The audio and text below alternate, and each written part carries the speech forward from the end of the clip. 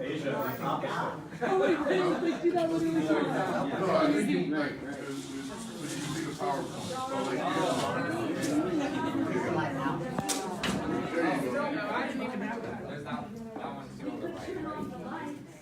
Yeah, that was That's true. You could also just turn the light on.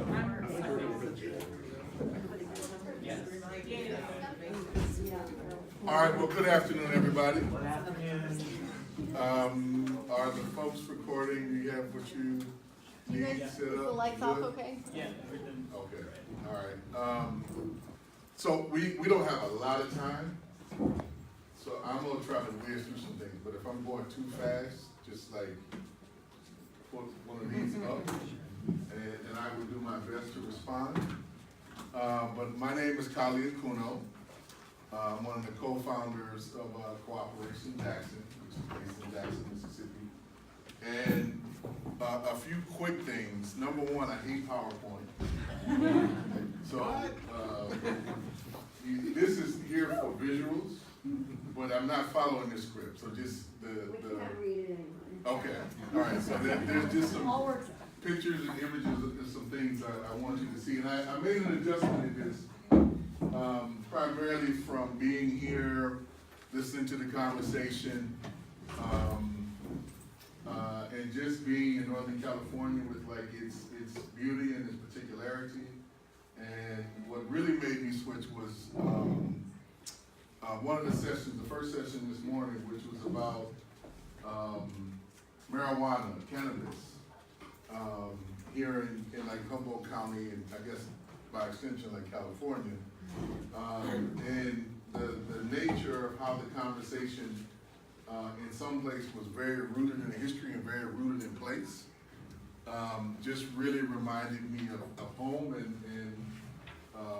kind of the centrality of what we are dealing with and how that's important and the power that was there. And I was like, I can't really talk about that to a certain extent without showing you some of it. So that's why we kind of moved in this direction, okay? But before we get started, I have a couple of questions for all of you. The first and the simple one is, how many of you all have been to Mississippi before? Wow. Okay, that's more than I ever thought. How many have been like anywhere in the Deep South before? New New Orleans counts as the Deep South. So Deep South is Louisiana, Mississippi, Alabama, Georgia, and South Carolina. And I personally would include Eastern Texas, not Western Texas, Eastern Texas. Florida, Northern Florida counts. No, Northern Florida counts. Central and Southern Florida, that's a whole nother country. It's a whole nother thing, right? It's beautiful for what it is, but it ain't the Deep South, right? In the traditional sense of an economy being shaped by chattel slavery. So we're talking about Deep South, that's what, in essence, what I'm talking about. And all the relationships that go with that, good, bad, and indifferent, and then underlaying that there's a genocide which even made any of that possible, right? The massive amount of land there, and the particular type of relationships that exist there, and then and now, that there's a particularity to the Deep South, but there's a particularity about every place. So I'm just calling out what's particular about that, but it's not like this place doesn't have its particularity, right? Right. So that's the first question. The second question I have for all of you is, how many of you all have heard of the solidarity economy? How many of you think you understand what that means? Okay, that's an honest answer. All right. And I think that's a particular one because I would argue to a certain extent we don't understand what it means. Right? It's something that we are trying to create. And this is our version of that creation. And it may not look like your version. Right? And I think that's all to the good, particularly I think where we are at trying to transform this beast right now. I come out of a particular set of histories surrounded by parents and grandparents and extended family who were either in revolutionary nationalist organizations, who were the vast majority, but also a few who were in communist organizations, the Nation of Islam, etc. So come from a family of a lot of folks who were deeply engaged in the struggle for some time, right? So I'm an anomaly in that regard, of having grown up with different iterations and generations of things. This project is kind of an anomaly in its own right. So one of the things I want you all to really understand when you're looking at these pictures and you're hearing our story, although Cooperation Jackson will be 5 years old May 1st, this May 1st, right? May Day is our birthday, and that wasn't intentional. So we're a young organization, but the foundation of this is far older than us. We're just kind of building on some things that were laid before I was born by people I knew and people I didn't know, right?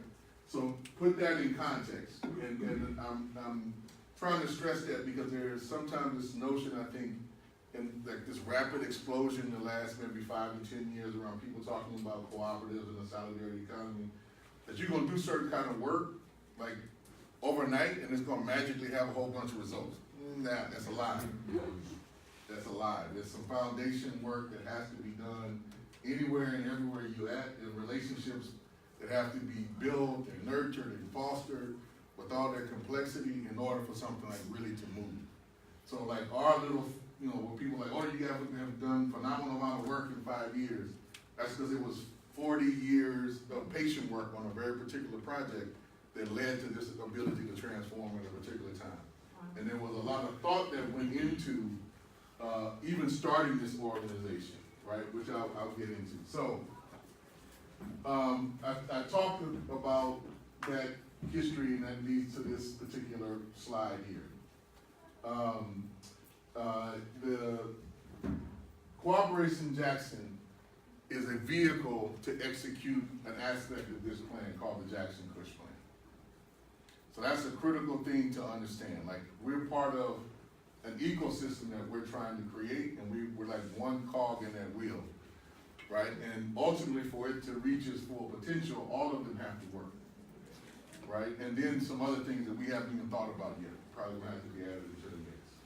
But, this plan is something that originally kind of got articulated really in 1967, a series of documents that got produced by an organization in Detroit called GOAL, which was a part of the Revolutionary Action Movement, which led to the foundation, or its founders were key in the construction of an organization called the Provisional Government of the Republic of New Africa. So when you're looking at this green area, for those of you who might be familiar with that history and the movement, these were the areas where the greatest concentration of chattel slavery was, and it was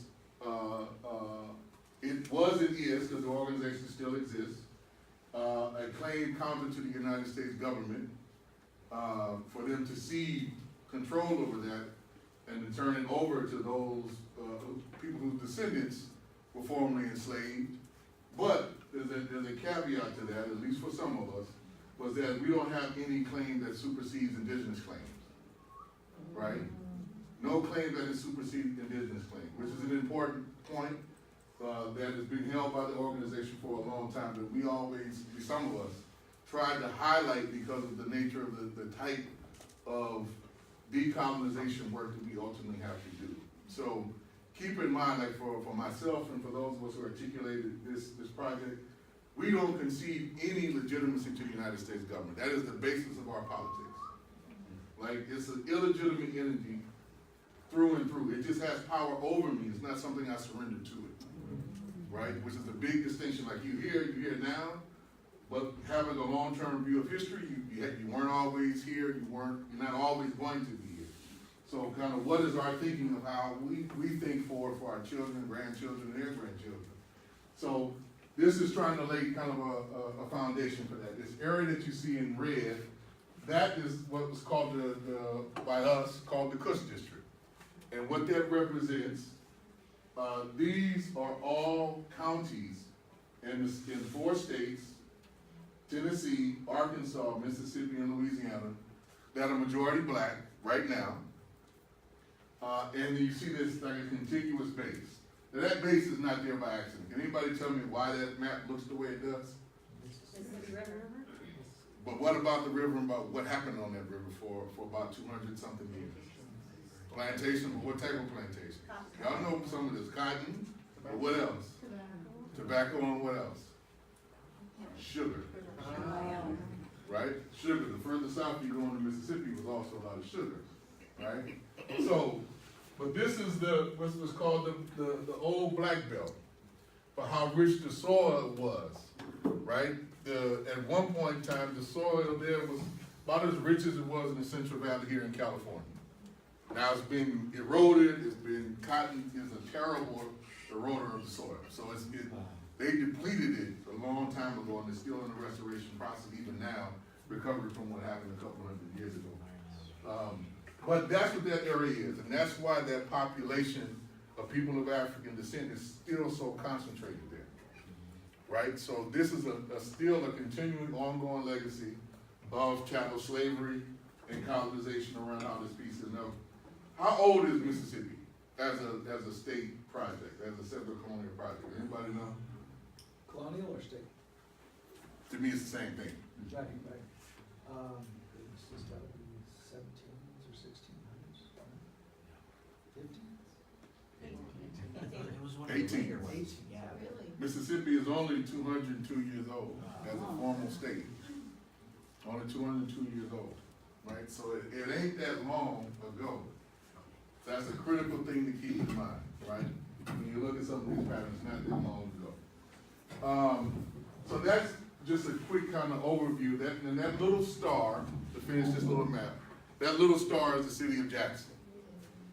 All right, so to get you a sense of kind of where it is and what role it kind of plays. Now there's a couple of kind of hidden things about this map that I'll try to reveal like here, but another type of map would be easy to see.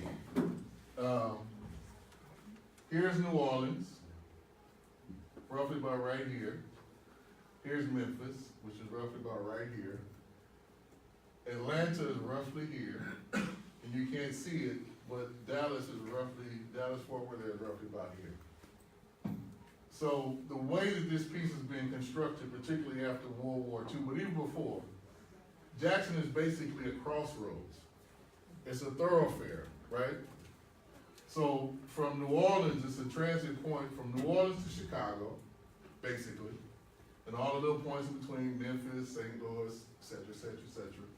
And then you got Atlanta and the railroads and out of 20 highway that Jackson just kind of crisscrosses you through, and along the way, you know, you hit Birmingham, you hit Tuscaloosa, you hit Meridian, and you hit Jackson, and you hit, Shreveport and on over.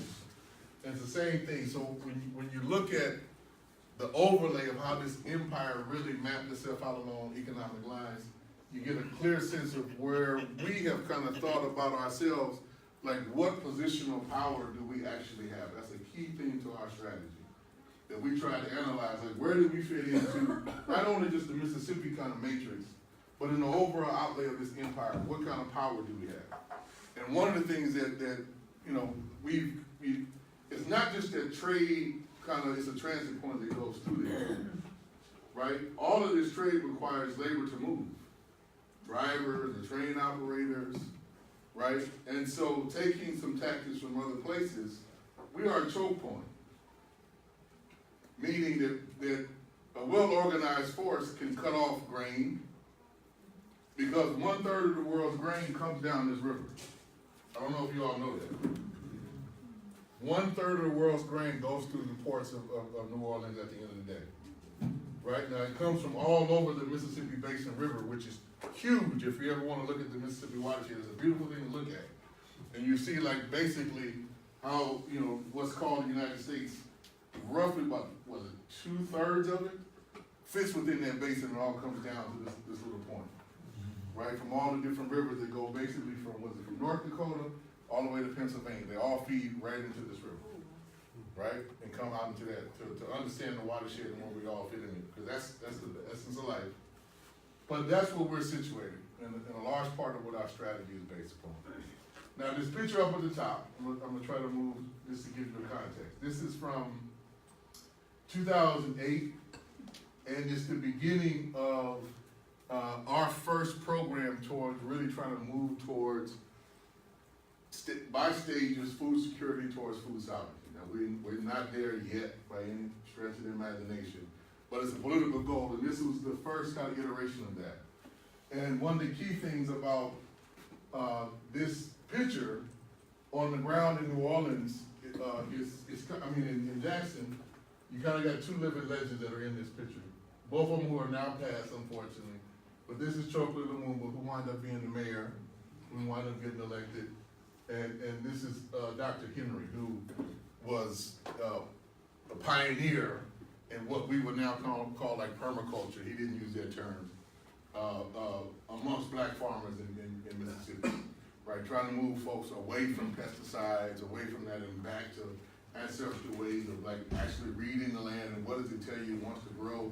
He had that, like certain things we shouldn't be growing because that's growing for the market as opposed to growing for what we need. A big pioneer in that before it had all these formal names and all that kind of stuff.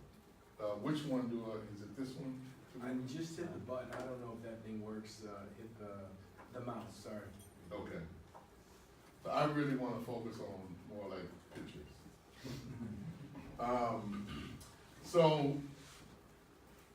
There's two reasons for showing this picture. These are both two plots of land that we own. And most people will look at this picture and it's kind of like, what does a friend call it? Like disaster porn, right? And it has some elements of that. I won't deny that. Jackson is a city, just so everybody knows, Jackson is roughly 200,000 people. It's the capital of Mississippi, keep that in mind. Political capital of Mississippi and the economic capital of Mississippi. It's roughly about 82 to 83% black. About 12% white and 3 to 4% other. And that other, in our case, is kind of targeted towards certain industries. Mainly healthcare and education. Because Jackson is home to several universities. There's Jackson State University, there's Tougaloo, which you guys saw you saw that Tougaloo farm. Tougaloo, those are the two historically black colleges and universities, HBCUs that are in town. So we have two. And then there's Millsaps, there's an extension of Ole Miss, and there's Ole Miss University Hospital, which dominates our landscape and our economy in a number of different ways, and increasingly so. It's a major gentrifying force in our city, and main target of our organizing now against, in many ways. But the city is basically since, I would say since the 1960s, has roughly lost about 100,000 people, right? So it's a shrinking city. Now it's been about 200,000 people for about 20 years now, so it's kind of stabilized. But one of the dynamics about Mississippi is hard for us to keep young folks, right? Particularly college-educated young folks. It's very hard to keep them. Most of them, they get their degrees and they are gone, they're out, right? To Atlanta or Memphis or Houston or Dallas, because there's just not that many jobs in our community. And as a result, we have roughly about 20,000 vacant homes in our community. They look like this or in worse shape, right? So there's large stretches, particularly in the neighborhood that we're based in, that is just abandoned lots and homes that look like this, right? And so there's two things that are going on in this picture. So once you see the abandoned lot, right? But you see another process that's also going on, particularly in this picture, right? Nature reclaiming the space, right? And it returning through its own processes, all of the natural species that are the native species to that area are returning. And so in our work, we are now really trying to like readjust because for the kind of larger political project, we want to increase the density overall, because that's necessary for the type of, a certain type of, which I'll get to for the base and the enablement of a project like us and crazy ass black people talking politics. I talk in a deep South city. Like that's possible because the people are there to make it possible. Like if that black majority was not there, that black working class majority is not there, best believe I would be organizing in quiet, in secret, doing the same thing, but not rearing my head to get it chopped off in the area I'm at. And there are plenty of forces who would like to do that in the area that I'm in. So I wanted to show you that. Am I going backward here? So that's some of the history from the campaign. This is for city council in 2009, which we won. That's for mayor in 2013, which we won. We're trying to find a better picture of this one, but like you see, current context. So to understand a large part of our work, one of the lead things that we started off with, which is profoundly different than how most groups that I think are trying to do kind of solidarity economy work are doing. We started off with a political analysis and then tried to, it's like goal, strategy, tactics, right? So clear goal is around sovereignty and self-determination for our people, right? That's what that whole kind of green thing laid out for is a fundamental basis. Now we're trying to figure out how do we deal with some of the threats, because even though Jackson is, over 80% black people only control, in terms of like net wealth and assets, only 5% of the wealth in that city. Let that sink in.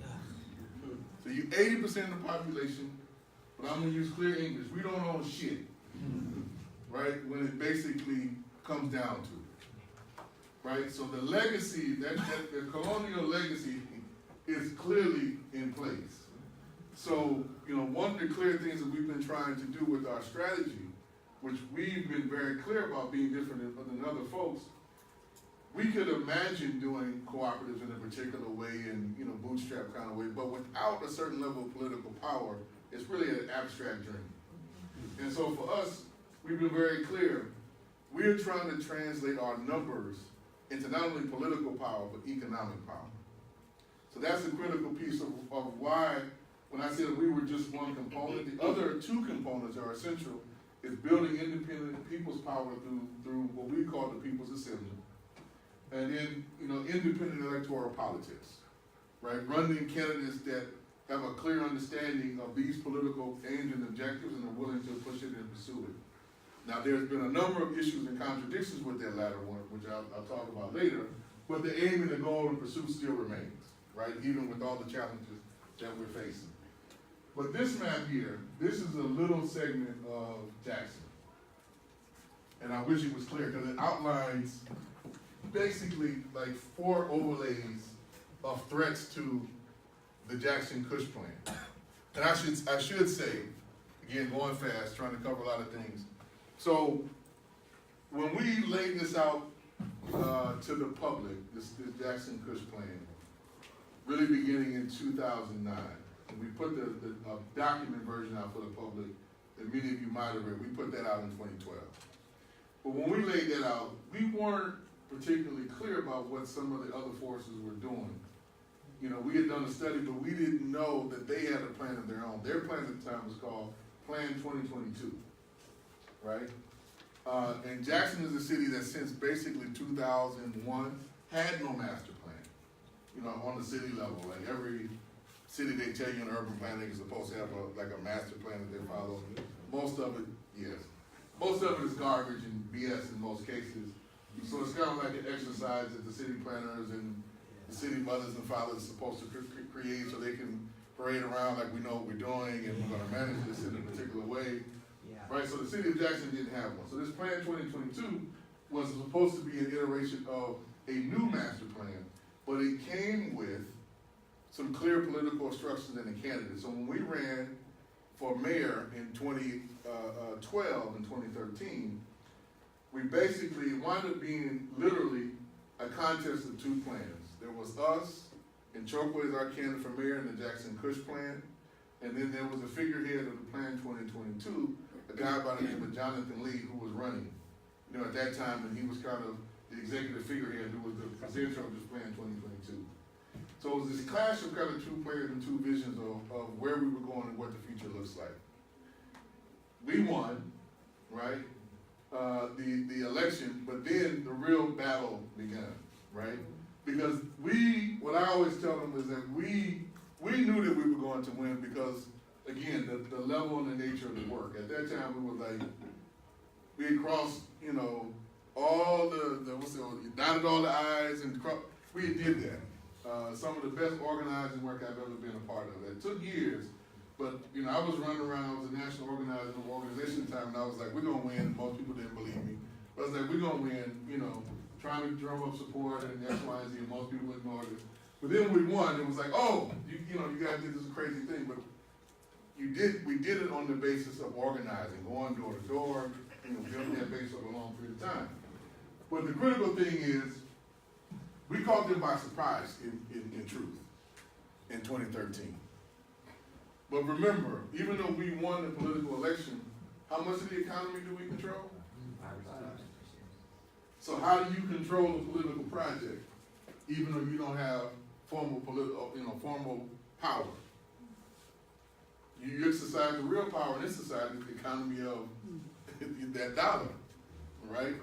And so they struck back with unleashing a whole set of plans to basically take over Jackson from the inside. And so there's a new kind of dog whistle phrase that you see like on the ground that's being touted in social media. A bunch of white folks, mainly white guys, I mean that literally, in the suburbs are putting out this whole phrase, which is take back Jackson. Right, take back Jackson. And so this is, you know, they're vocalizing what's already in motion, right? Now these are like more poor working, you know, white working class folks, particularly in Rankin County, who are articulating and being the mouthpiece of something that's actually in motion, and they just need to be like the muscle to scare people to kind of comply. Let's be clear about what people's role are. That's what their role is. The real orchestrated plans are being drummed up in boardrooms at Ole Miss, at the Greater Chamber of Commerce. Like, that's where the real decisions are being made. So what this map basically overlays, this yellow area, this is what we call our base area.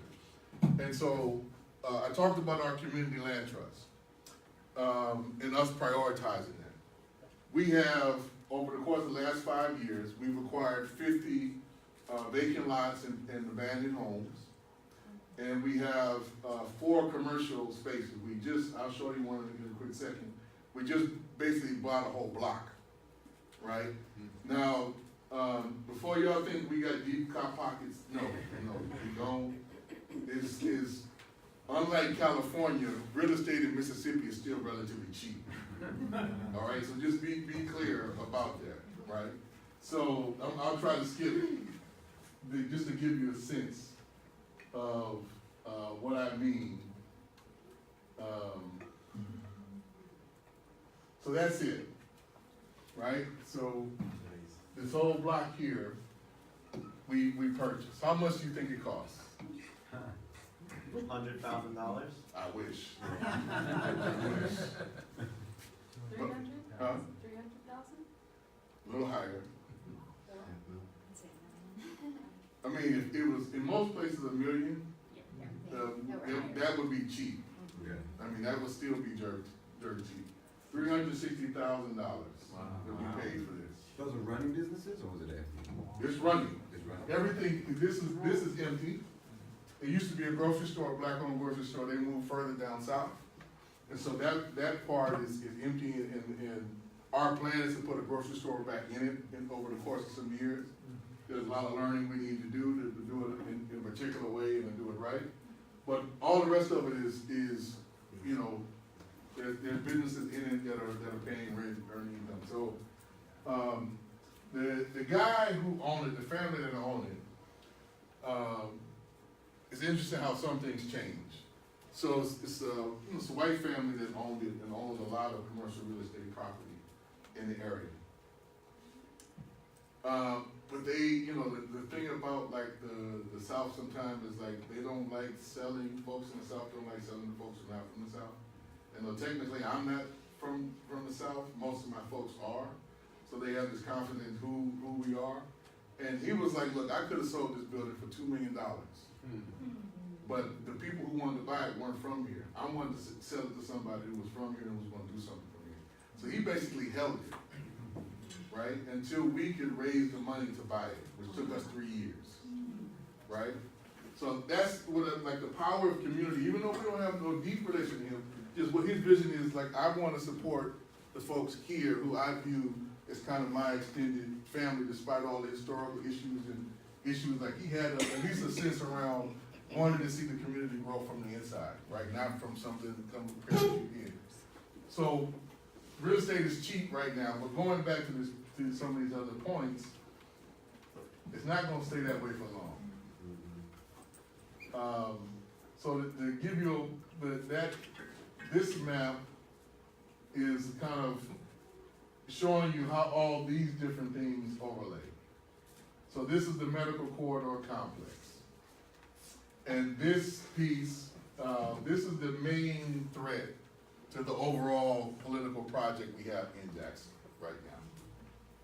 It's being driven by Ole Miss, University of Mississippi, and their whole medical corridor existence is right over here. Like what you see here is already in existence. But what they did, they got the whole set of legislation passed over the course of about a 5-year period, where all of this, the medical corridor presently ends here. All this stuff over here is basically speculative. But it's speculative only to the point that it doesn't exist. It's concrete in the sense that the government already eminent domained all that property. So they already have it. So most of the time when people come through and we give these tours, especially when I give them, I always tell people, when you're driving on the street here, just imagine all this stuff is gone, right? Because it will be, soon, once the money starts flowing up. What has held it up, oddly enough, this is the twerks of a place. So this little black dot here, this little black circle, that's a football stadium, right? Veteran Stadium, belongs to the state. But Jackson State University has a high-powered HBCU football team, right? And so what is saving gentrification at this point is football. Nice. I'm not joking with you, I'm not playing with you. Because they don't have another stadium for them to move to, right? And so until they can construct another stadium, they won't tear that one down. And until they tear that one down, they can't advance on the rest of the project, right? And one of the major things that's been holding them up is they don't have a political agreement on where they want to build it. Jackson State University wants it close to Jackson State. The Chamber of Commerce wants it downtown. So they're still vying over that. And where it looks like they've kind of landed, unfortunately for us, is down here in this little area right over here. Okay, and this is the Capital Corridor piece that just got passed, as you can see, in 2017. Now, when I say got passed, I don't mean by our city. This got passed at the level of the state. And so the way Mississippi and a lot of deep South states kind of basically operate, you hear this whole mantra of states' rights, right? I'm sure you all have heard that, right? Well, that's only good as white political control over the state. Like the second that evaporates, they resort to other means, right? And so in our case, that's quickly evaporating. So we're in this like legislative race in Mississippi right now, where they're trying to pass all the most regressive shit that you can imagine, with the anticipation that they're going to be in the minority within the 10 to 15-year period. So it's literally kind of laying the basis now to how you can stem white economic and political control when they are in the minority, right? And one of the things to understand is Mississippi has the highest concentration of black folks in this country. right? Per like population figures. So Mississippi right now, if you believe the government, in the polling data, I don't, for a lot of different reasons, not conspiracy stuff, but I don't count myself. My grandmother never got counted. A lot of black folks just don't deal with that, right? For a lot of different reasons. But if you believe them, their statistics say that the state of Mississippi is roughly 60-40, right? 40% black, 60% white, right? It don't exactly shake out that way, you know, because there's still, the Choctaw are still there, right? There's a growing migrant Latino, primarily folks from Central America. There's the Mississippi Chinese community that came here to build the railroads that are still there, right, in substantial numbers, and particularly up in the Delta. So it's not just exactly black and white, but it's not like there's major concentrations of other communities. It's like in small pockets in small cities. But so the dominant is still, Mississippi is still predominantly like a black and white kind of dynamic, right? And so they make all of this policy on the state level. And this is one that they've created specifically to counter what we've been doing since 2013.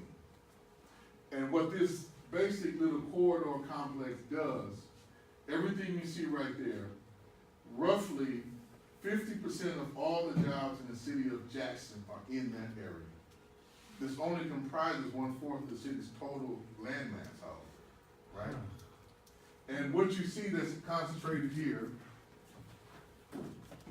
Jackson State, federal government, city government, state government, medical complex, right?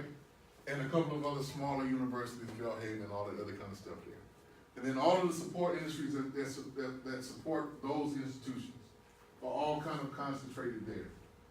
So the way this corridor basically gets set up, the way they passed it, this is basically a zone of development and economic control that is no longer controlled by the mayor, the city council, or the city of Jackson.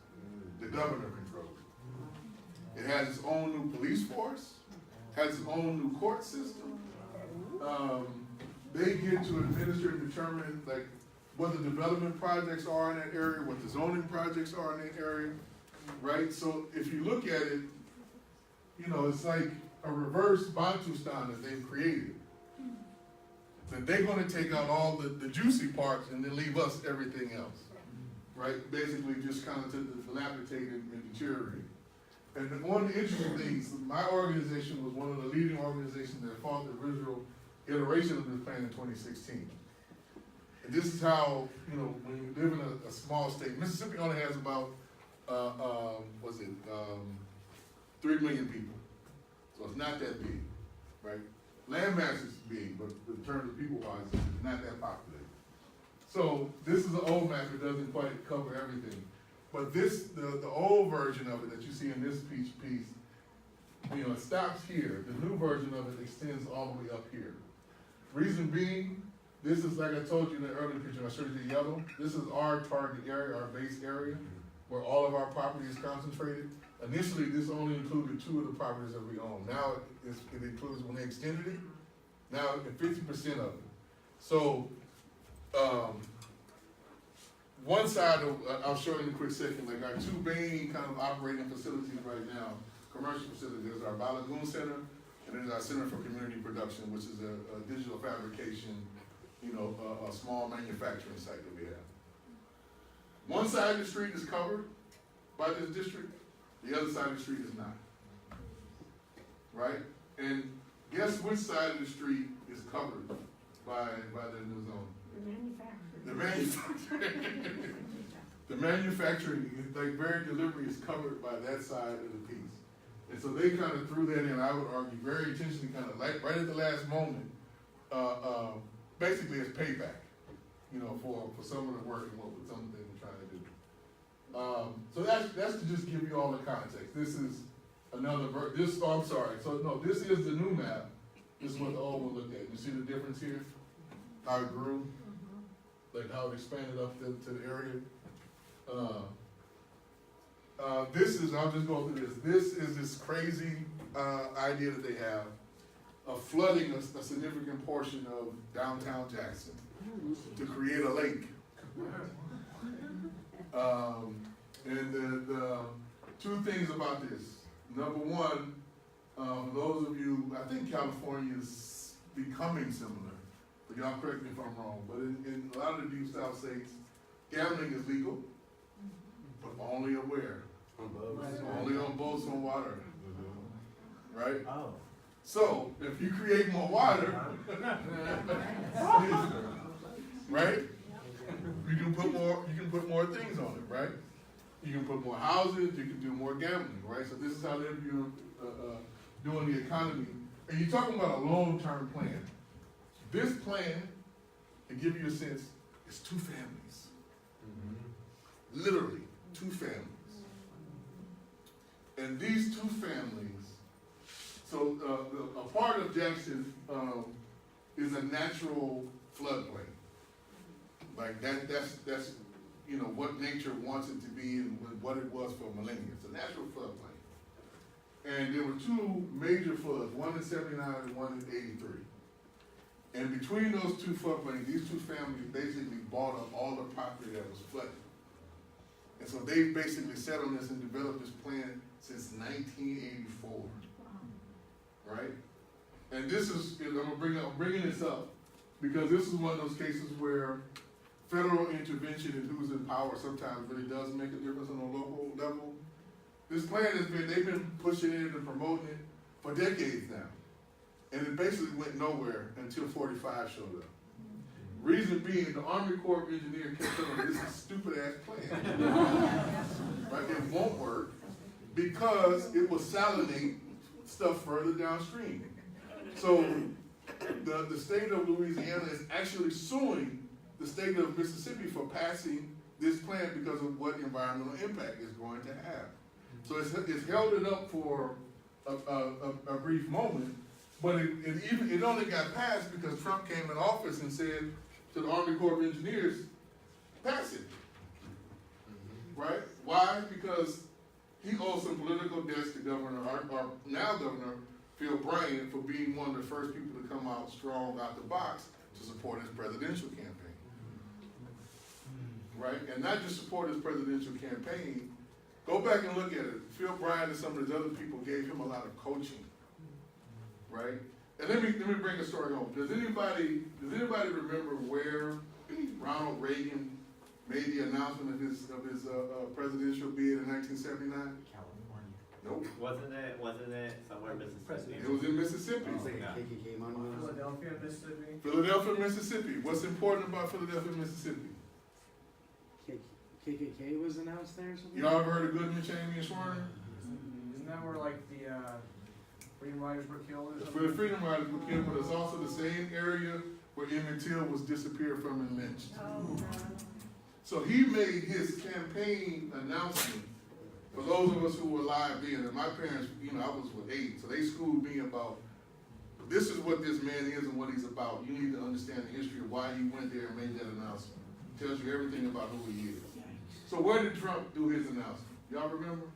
Trump Tower. He went to the border. Right? He went to the border, that security wall with that dumbass hat. Right?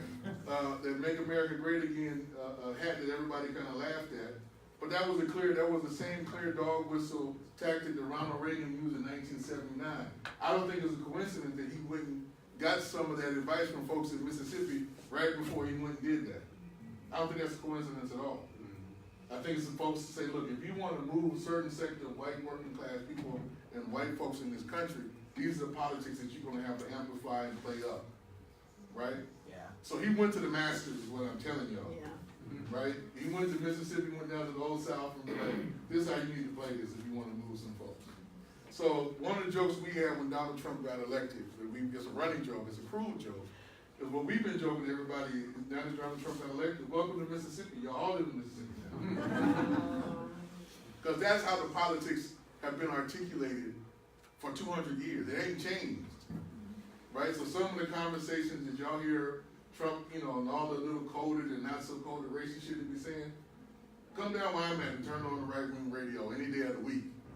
Right? And then wonder what country that you're in. If you think you're in some liberal, democratic entity, get a real sense of what the other side of this looks like. right? And so this is a product of that. This is a product of how that the local politics play out on the national stage when the interests converge, right? And so it may seem minor, but think about it. Environmental destruction on a high level. And the thing about this particular lake, there's 2 species of turtle that only exist there. And they straight up said, the hell with them. Jesus Christ. Right? All right, 2 more species go extinct. What do we care? Doesn't matter. They're not important. Right? That's the view that we contend with. So,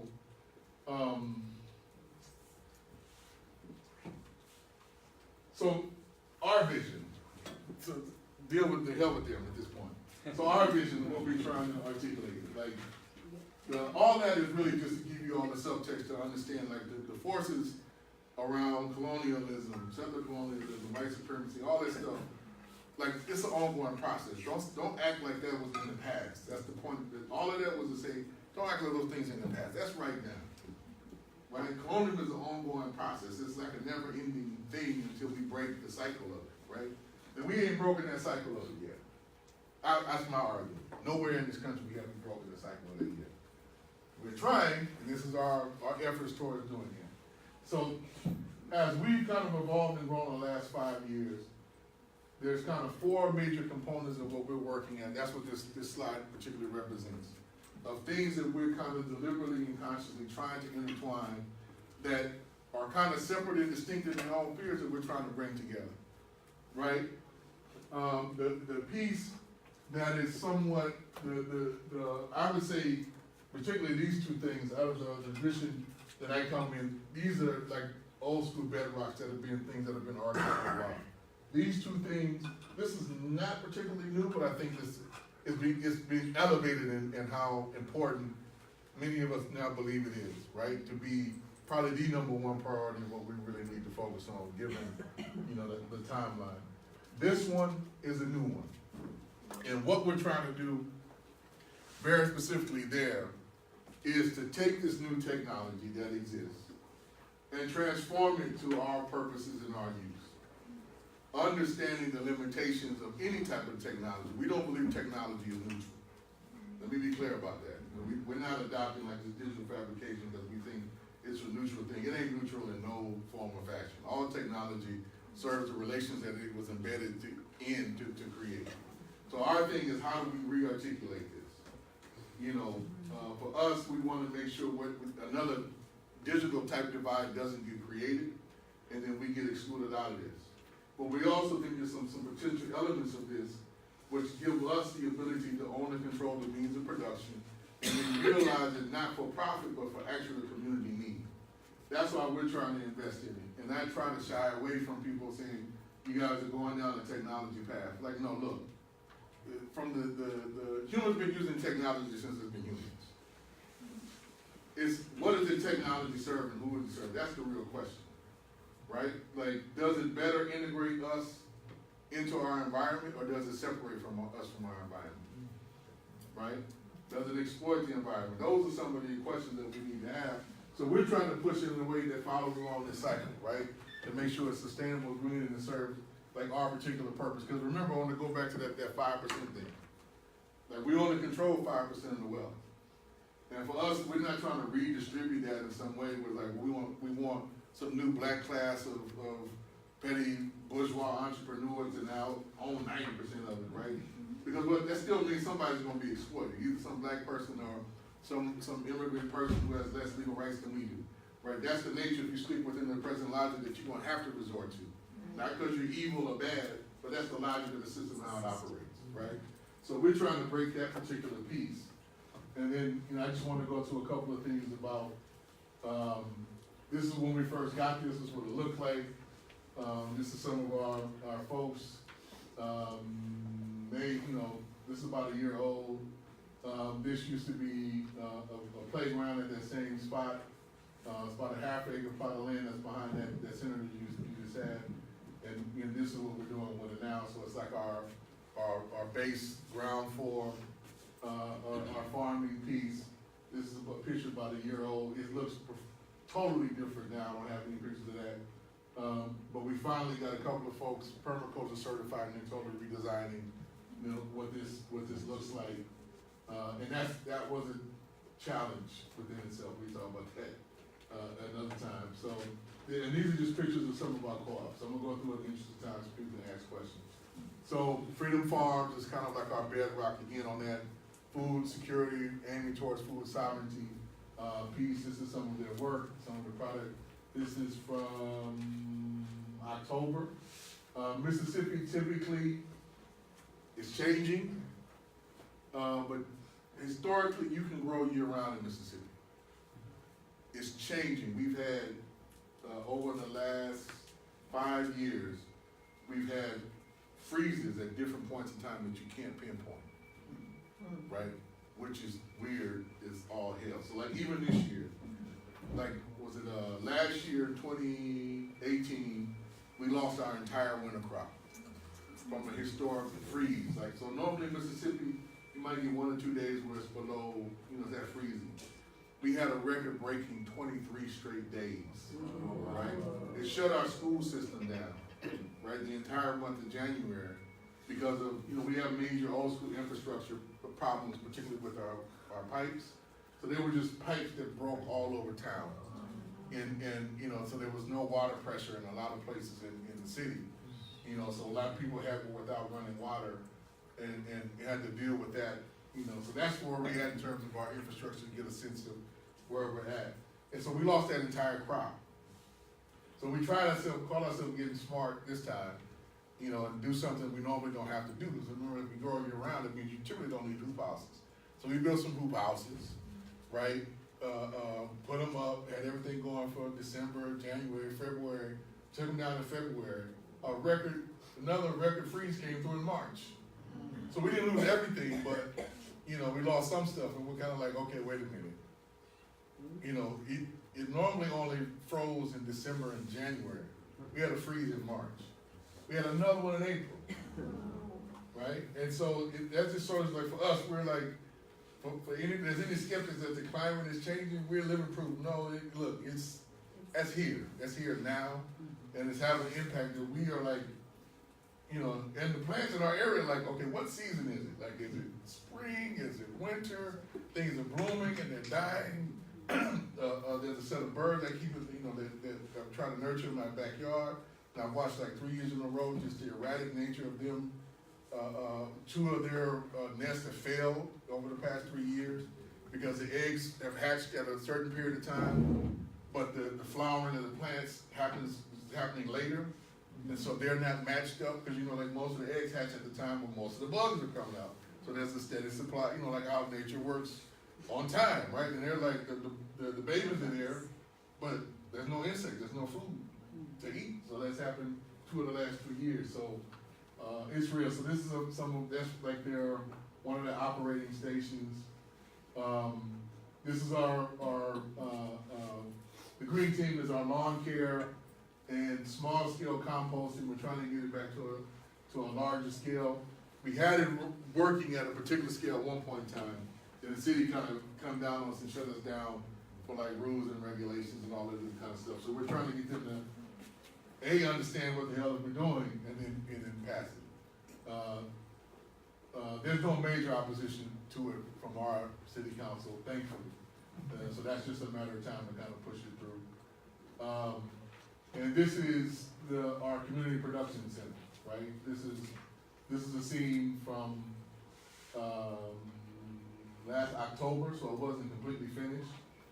But this is some of all of the equipment, or some of the equipment that is all in there. It's too small for you all to see, but it's not just 3D printing, it's precision cutting, it's water cutting and water tools. That's what all these different pieces are. And then there's a couple of different type 3D printers, this one and that one there, that are all part of our Fab Lab setup. This is a map of about 90% of the property that we own. And the different colors show you the different phases in which we bought it. And it doesn't include the grocery store plaza and a couple of other things.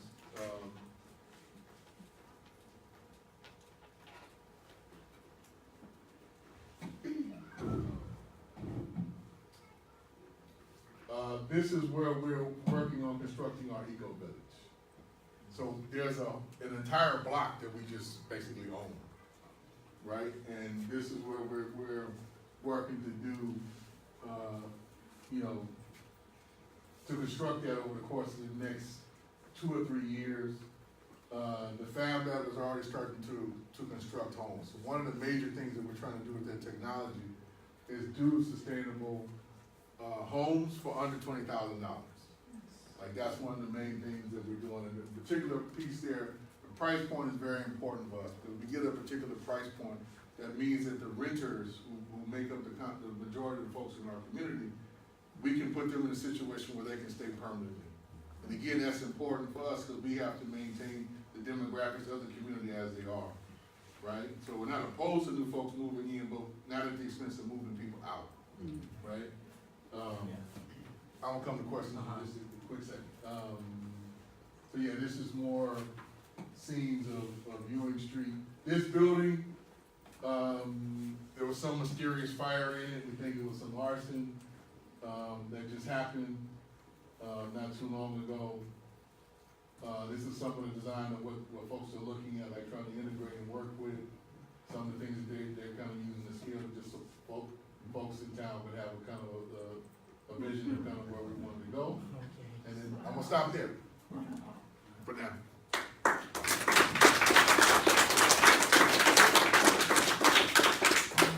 There was a question here. I was just to your point about $20,000 housing. Have you also considered what are some of the ways you might be considering looking at that? Like, have you thought about, because like cheap housing is important, but what also helps people in my experience is just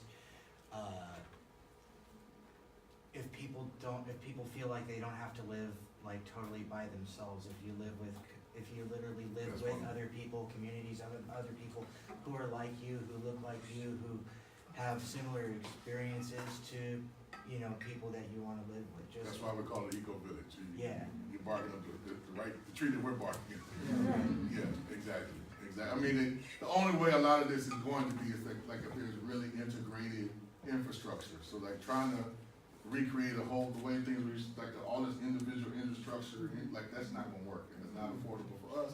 It's not sustainable in the long term. So we're not doing that way, But the issue is, and this is a cultural thing of how we've been acculturated, of why we're trying to do this in phases.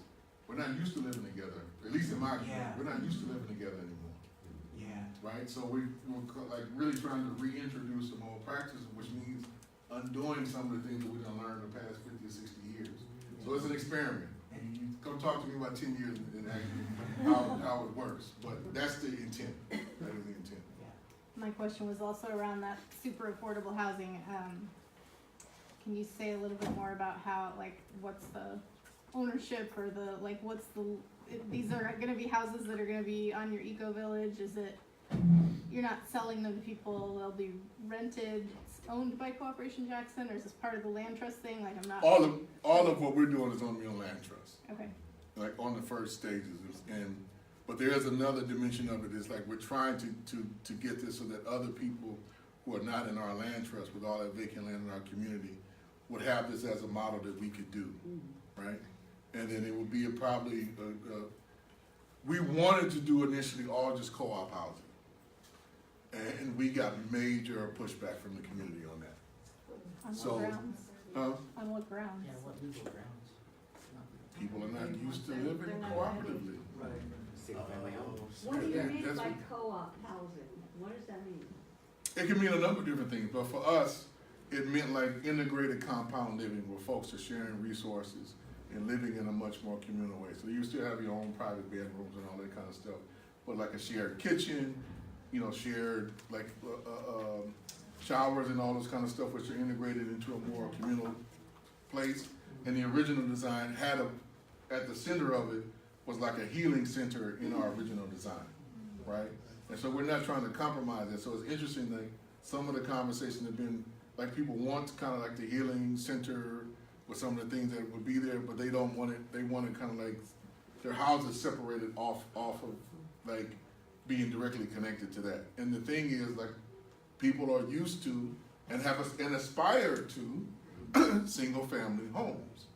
And that's a deep thing. I mean, that's what we've all been for about 90 years now. That's been what we've all been pushed, you know, by the market. And we have to recognize, particularly, you know, particularly in I don't, you know, a lot of poor communities, not just black, you know, but when you ain't had no home, and that's the standard, that's something that you aspire to. So here we are coming along saying, you know, we're trying to create adequate housing and as a human right. People are like, I'm with that, but I want it to look like this, right? And so that's a creative tension that we're struggling with. And so where we're at now is that we are going to start with the cooperative housing as the first pilot, right? And demonstrate that. But then the second round on another street that we own a good significant part of, we're going to do single family homes utilizing the same design principles. And then those will be kind of like more traditional CLT model where there's a communal land ownership, but then there'll be like a land lease of home ownership that they can't then, you know, like the thing is around how you capture the equity. So they can take out what they put in, but the part that would have to stay to make it permanently affordable. So we're going to that model. So it'll be a mixed piece of what we're looking at. And that's just how at this point we're having to deal with some of the pushback from the community. All right. I guess it's because it's a problem. So I do a lot of my work at Olympia, Washington. One of our barriers are like grassroots fascist movements fighting against us. I mean, they just had a rally today. I don't know how it went, of like 2,000 people. I don't think all of them are fascists, but 2,000 at a Second Amendment rights rally, and I think they tried to march through the downtown. It was organized by fascists, basically. They tried to take in a bunch of just regular right-wing people, but it was organized by fascists, essentially. I'm wondering, have you all dealt with like grassroots fascist movements, and how have you been able to like combat against them?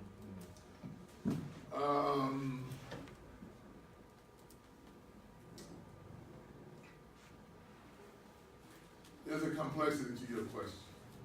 So part of the thing I would say no, and the reason why I would have to say no is because the citizen councils and the Klan have never left. They're always there. I know where they live. Like I know the Grand Wizard of the KKK lives. He lives in the county right next to mine. Right? He knows probably my address too. You know, like so. Our nature of dealing with white supremacy is like again. That's part of the joke. Y'all now live in Mississippi. Like all of y'all, everybody does, because these forces they've been there. Like that's the thing about part of this narrative. It's like some of this is like brand new. No, them forces have been there. Like they're just been given more license and room to operate.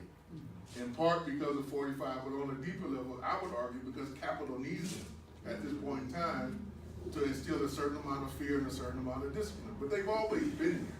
And that's the key thing I would say. If you draw from a lesson from some of the organizing work over the last 40 years from the Deep South, like we went through a wave of combating the Klan and skinheads in the 80s that some of y'all old enough will remember, right? The same thing kind of happened on the Reagan. You know, for those of you who are maybe under 30, look up David Duke. He was a congressman in the state of Louisiana, right? He wasn't the only one, right? He was an open member of the Klan who was an elected official. So these forces have been there, right? Now they're just be feeling more emboldened. They're more aligned with certain sectors of capital that we can clearly kind of associate and point out. So they're being funded. They're being mobilized in a particular way. So the thing about, you know, some parts of this plan, the thinking of it, I'll just reveal this piece. So one of the factors, and you can take it or like it, but this is a fact around how the Mississippi is in the culture there. So like some people have come to our center and, you know, who are not from Mississippi and not from the South, and they get freaked out when they see women and you know, old women having pistols in their purses or in their bosoms and stuff like that. And be like, there's somebody with a gun here. I just laugh. Everybody got a gun here. Just get used to it. Like, everybody's strapped. Like if you get, like that's just the culture. And the day after I tell a story just about how deep this runs.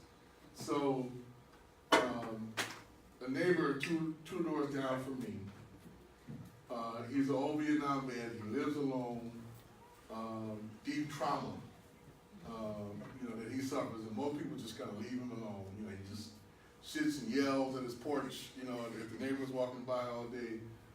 But he's sharp as a tick, right? And so the day after the election, he came and knocked on my door. He never done that before. He came and knocked on my door, and I opened the door. And I know, I know his name. I'm not gonna say it now because y'all recording, but how you doing? And he said, look, I'm about to go get some tools. Do you need any? I said, no, I'm good. He said, well, if you need any, you know where I'm at, and we gotta watch each other's back now. You know what time it is. That's literally, you know what time it is. That's the community I live in. Like the level of his consciousness is, the Klan been there all the time. Ain't nobody, the thing about Mississippi that I love at a certain level, I don't have to convince nobody in my community that they oppressed. And that's a benefit. Y'all don't know how I lived in California and other places in this empire. That's a benefit. When most people, I don't know, man, this capitalist thing is bad, or I don't know, I'm not sure I agree with it. People in my community are like, look, tell me the solution. I already know what the problem is. You know what I mean? I already know where the enemy is, what they think, what they do. They're very visible. They don't hide in our context. So, and for us on a certain level, there's a beauty to that. Like, I don't walk any place in Mississippi, in the Maine, I don't walk any place where I'm not very clear, like, this is, it's safe for me to be here or it's unsafe for me to be here. Yeah. And there's a certain power with clarity that I would offer. Like, I'm kind of like, sundown, I need to have my black ass out of here. I don't need to be here when the sun goes down. Right? And, I see somebody who's kind of lost and struggling, like, well, you need to come with me, and we need to go.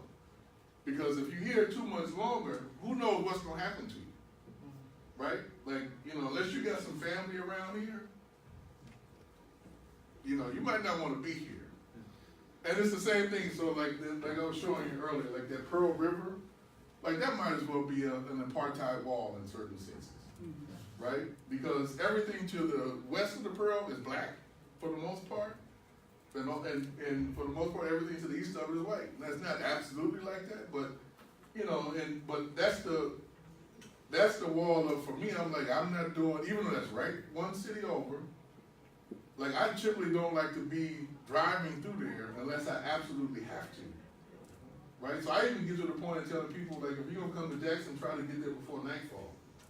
Because if I gotta go pick you up, that means I gotta, even though the airport is technically in the city of Jackson, it's not contiguously in the city of Jackson. It's in Rankin County.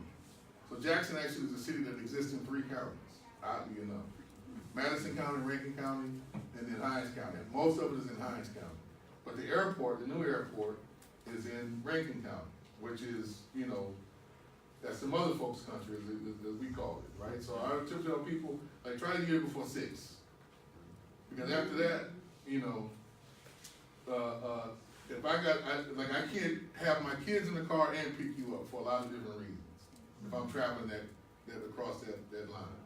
Like, that is the consciousness I operate with and walk with. Right? And so, I would say it's beyond this conversation, but there's a lot of lessons, I think, that have to be drawn about what community awareness leads to in regards to community defense. And part of the thing that with some of the comrades I know with Antifa is, my biggest criticism is that you think you're going to fight and win this war alone. You're not. You're going to have a larger base of support amongst the community that understands what you're doing and supports what you're doing and understands the necessity of it. Right? Yes. But without really tapping into that on a certain level, people just view it as violence with no purpose or no reason. And they don't want to be like, if it's random, it means I don't know if you are the threat. Right? And to a certain extent, if there's no relationship to the people that you actually are trying to defend, because you don't have no relationship with them, you know, like you just as much a threat as they are, you know, so like, Yeah. I'm not quite sure how to deal with you. So it's a deeper question that, you know, because I come from a tradition which believes in self-defense, armed self-defense. Let me be clear, right? So that's not for everybody.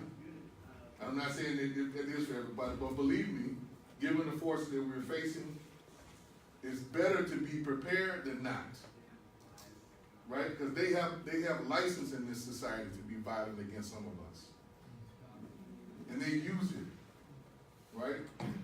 And so us thinking that the state is going to protect us and our interests when it don't now, already, under kind of good times, as times get more rough, they got a clear side that they're gonna go with, and it ain't us.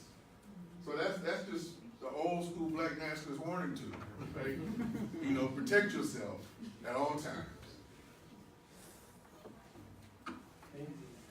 So one of the central pillars of the Kush plan is the People's Assemblies, and I was just wondering, how do those like function? Are those like neighborhood based? Are those like people who are part of the organization and have delegates, or how exactly is that? Sadly, they're not functioning right now. There really isn't a People's Assembly right now. So that's a point of social movement reconstruction that we have to do. We are in the ground in a certain period. It's kind of like the best of times and the worst of times. So some of the unity that we had that constructed this is not there anymore. Like we've had some profound disagreements with the political orientation, you know, of some of our comrades who are in government in particular, and where they're going, right? And one of the things that has kind of suffered as a consequence of some of this confusion, the social movement overall is, you know, I'll say like in 2012, 2013 was here, is going this way right now, right?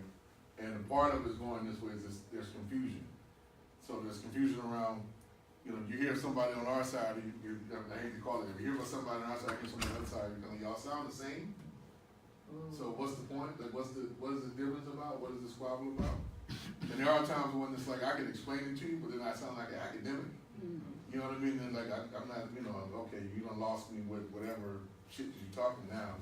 And so what we're trying to bear down to in Cooperation Jackson is, we will be honest about what our differences with our comrades are. But our major point is to execute and develop our aspect of the work. That's more important than getting in the squabbles with them. Particularly in the long term, because like we have our squabbles and we have our differences. I think y'all going in the wrong direction. I think you're heading down like a perilous path. But you're not my enemy. Right? Being clear about that. You're not my enemy. I disagree with you, and I disagree profoundly. But you're not my enemy. Because the larger set of forces are against us. Like if they didn't view us all as an enemy, they wouldn't do this. You know, think about it. They wouldn't do this. There wouldn't be a need to. What I was showing you here, any of that stuff. I mean, this was a map of all of it laid out. Like, they wouldn't do this. Yeah. Right? So, like, it is, to me, it's kind of like one of these lessons of, like, one of the things that I think we're gonna, I know I'm committed to it, I've been working on it and struggling with for about a year now, is trying to articulate a term, expand on the term in more of a U.S. context, on a notion that I know that when I was part of Malcolm X Grassroots Movement, we borrowed heavily from the Venezuelans, right? It's not a term that they originated, but I think they did some work to develop this notion of what is protagonistic governance, right? Like if you're gonna be in state, but not, you know, like, one of the things that we always used to say, which, you know, collectively, I think I'm the only one now touting this consistently, is that just because you win an election don't mean that you're in power. Right? And if we do well for all the forces, like on the left, we're trying to engage in bourgeois politics to remember that. So, like, even though you might sit in that chair, right, you can't legislate away capitalism. You can't legislate away colonialism. You can't legislate away white supremacy. You can't legislate away patriarchy. Right? That's not how these systems actually work. Like, there's deeper points of dismantling that we all have to be involved in on a mass level. So the social movement, in my view, comes first. This, within this existing framework, all the stuff that you can do in government is basically, from my point of view, tactical. And I think we get lost sometimes in thinking like occupying it is the most strategic thing that we can do. When it's like, no, realize what, like, there's a limited set of things that you can do under the best of terms within the existing framework. Because the way that the logic of the Constitution is set up, that's a property relations document. That's not a human rights document. That's fundamentally what it is. And then, like, unless you're gonna, rearrange property, you're limited in what you can do to actually benefit human beings outside of changing certain property relations. That's how it's written. So it's like, if we're gonna have to shred that up at some point in time and start with something different. And is that the proper way to go? It can help, but it's not the driving engine. To me, that's where the People's Assembly come back in, and why it's a loss that we don't kind of have them right now.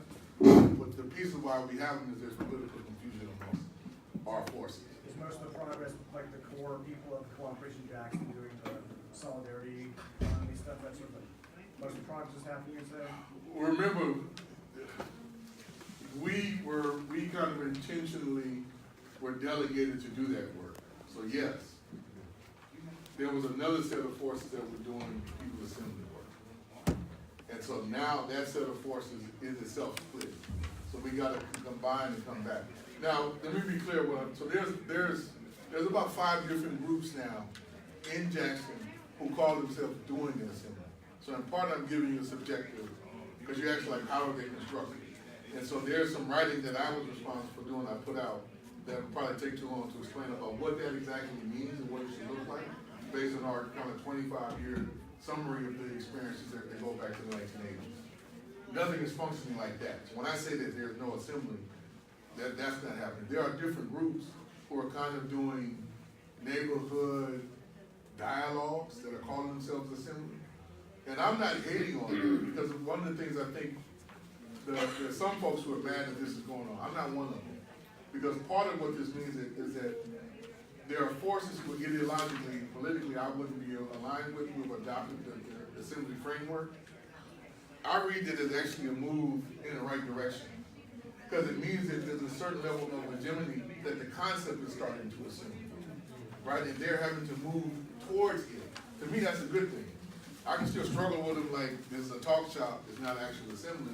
You're not making any decisions that people collectively make. Right? And this is just a forum for a politician to just share information, blah, blah, blah, blah, blah. But it's still, I think it's heading in that direction, and if we are better organized and more clear about what we want to do with it at this stage of the game, I think we can move it even further in the right direction.